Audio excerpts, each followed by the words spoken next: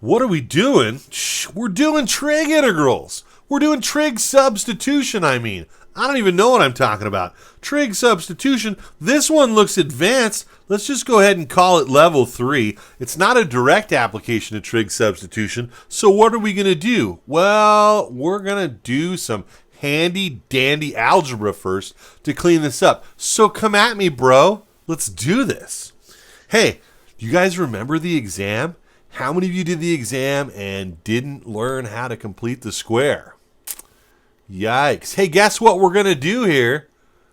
No surprise. We're going to complete the square. Let's do that here. So in this particular case, this is not of the form x squared plus a squared, x squared minus a squared, or a squared minus x squared. What?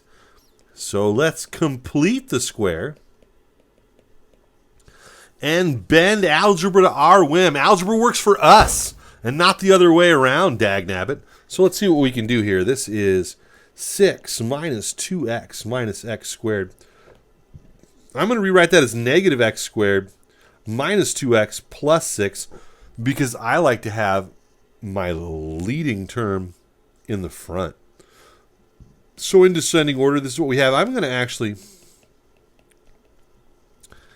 put that 6 on timeout over there, and I'm going to factor out a negative 1 so that this is negative the quantity x squared plus 2x in parentheses plus 6. And then I'm going to add in the magic number here that's going to make this a perfect square, plus 1. But if I add 1, I have to subtract 1, but that's misleading, folks, because I added 1 inside the parentheses, and that 1 was already times a negative 1. So I didn't really add 1, I really subtracted 1. So I should multiply this by a negative 1 as well, and it turns out this is going to be some gross completing the square. Negative quantity x plus 1 squared, that's the perfect square, plus 7, or what the kids are calling 7 minus the quantity x plus 1 squared. So that's going to allow me to take this integral, as lovely as it is, in this form, and bring it on down and do a little bit of a switcheroo. Let's make some room here, though. I'm kind of wasting some room. Let's get this way up here. Yeah. Super cool. Let's move this too. Let's erase that.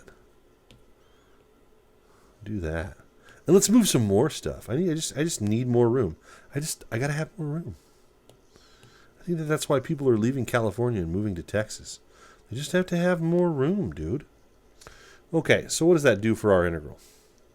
Well, it makes this equal to, let's switch back to black here, x divided by the radical that I'm going to write as 7 minus the quantity x plus 1 squared dx. Now, if you wanted to,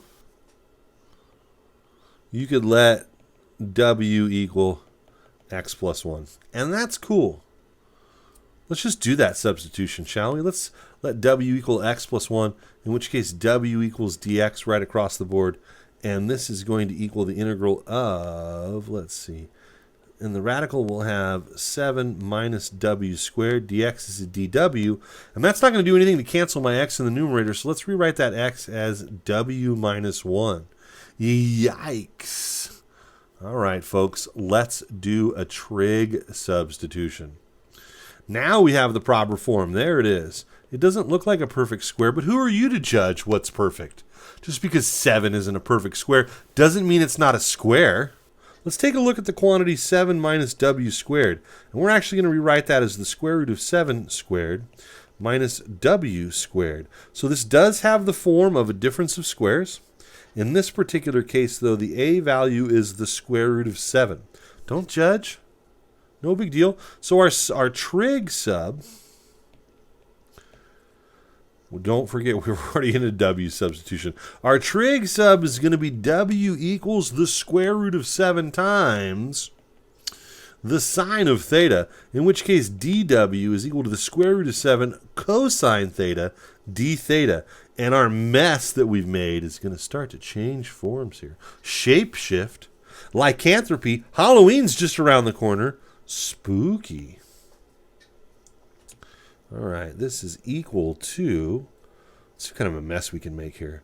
The numerator is, apparently w is the square root of 7 times the sine of theta minus 1 divided by the square root of 7 minus root 7 sine theta quantity squared times dx, times dw. I don't even know where I am anymore.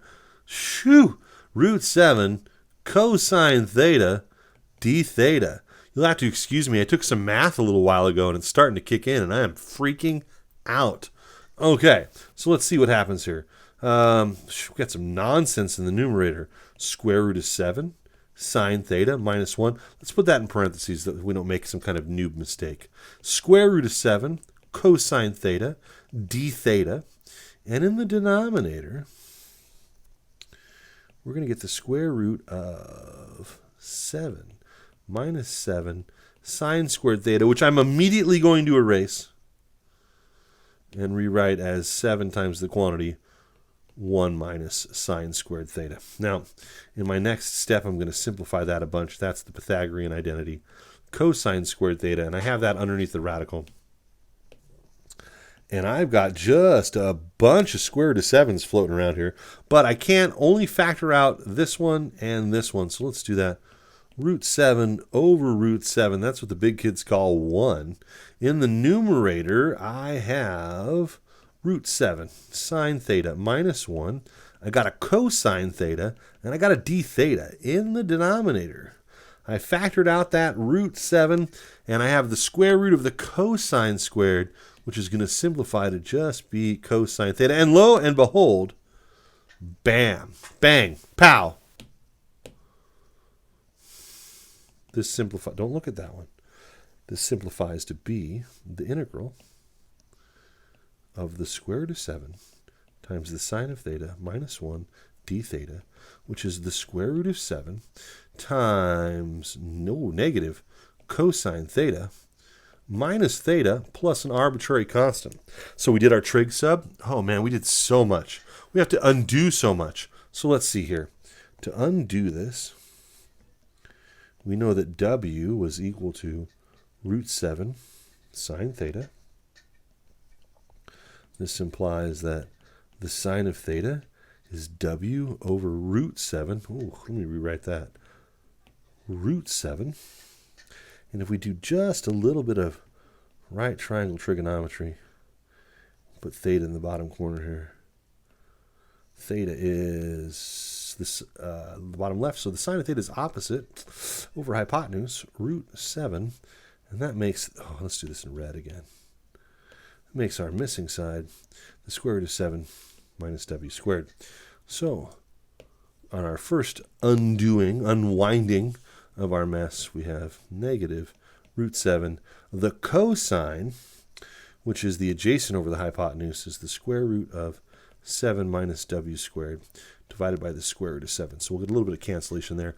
Minus theta, which apparently is the inverse sine of w over the square root of 7 plus c. That's using this idea here. And then finally, as we simplify this, this is negative square root of 7 minus whatever w is worth, minus the inverse sine of whatever w is over the square root of 7 plus c. Let's make some room here. You know what? Let me just do that again since we're at the very end. I like to write my name large. So let's do this. This is equal to negative square root of 7 minus w quantity squared minus the inverse sine of w divided by the square root of 7 plus an arbitrary constant, where w was, what the heck was w? That was so long ago. Where was that? Oh, there it is. W is x plus 1. X plus, I said don't look at that. X plus 1, x plus 1. And if you wanted to, and I feel like some of you do, you could rewrite this as the negative square root of, if you FOIL that out, you know what you're going to get? 6 minus 2x minus x squared minus the inverse sine of x plus 1 over the square root of 7. And some of you are going to be even more meticulous than that and want to rationalize the denominator. And kudos, but I'm not going to do it. There it is. That's my answer. Let's just be done with this problem, huh? I don't want to do anymore. I'm already all hopped up on trig substitution. I don't think I can do anymore. Okay. See you in the next video. Let's keep going. Just binge watch these. You guys are getting smarter every video.